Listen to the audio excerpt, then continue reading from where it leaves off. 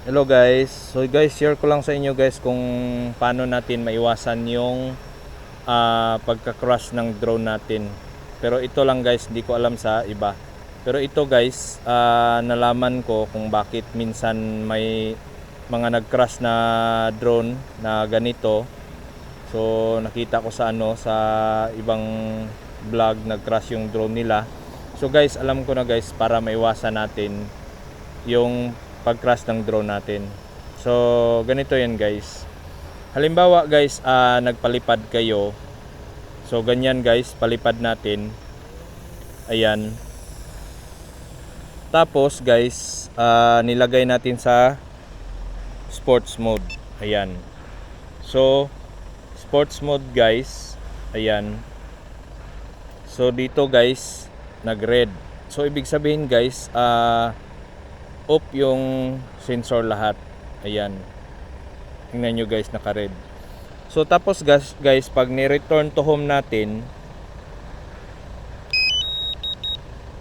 ayan. So kusa siyang mag-on yung mga LiDAR sensor niya guys. Ayan.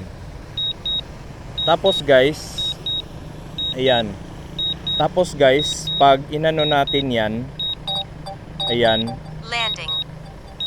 Ayan guys, so pag kinancel natin yan, ayan, i-cancel natin.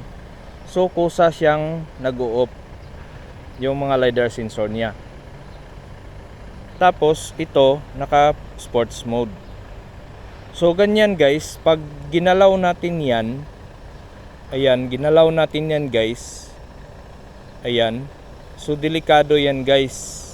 Kasi naka-off yung sensor niya. Kasi naka sports mode. Ayan. O delikado yan guys. So ayan. Delikado yan guys. So atras natin konti. Ayan. So wala siyang ano guys, walang sensor. Naka-off.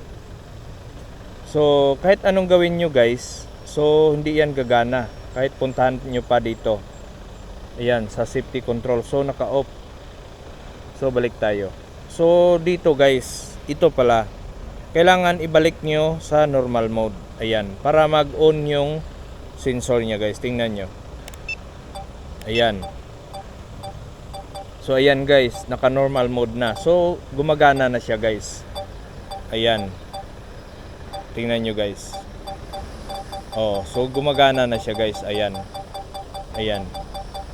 Ganyan pala guys yung iba kung bakit nagka-crash yung drone nila, kasi ginalaw nila yung drone, ginalaw nilang yung drone nila, tapos naka-sports mode. Kaya pala nag-return to home ka, so bumalik yung drone mo. Tapos syempre gumalaw naman yung gumalaw naman guys yung drone. Pero yung guys, yung sensor niya naka-off yan kasi naka sports mode ka pa. So kailangan guys ibalik yun sa normal mode para gumana yung sensor niya guys. So ganyan pala guys yung yung experience ko guys. Kasi yung na-experience ko kasi guys, akala ko kasi bakit bigla siyang hindi siya mag-brake o hindi siya mag-bypass sa papunta sa akin. Kaya pala guys, naka-on yung naka sports mode pala. So dapat pala guys, yun ang bantayan natin ito. Pag naka-return to home tayo, kailangan ibalik na natin sa normal mode para maiwasan natin guys yung pagka-crash ng drone natin. So yan lang guys. Thank you, sana may matutunan kayo guys. Thank you guys.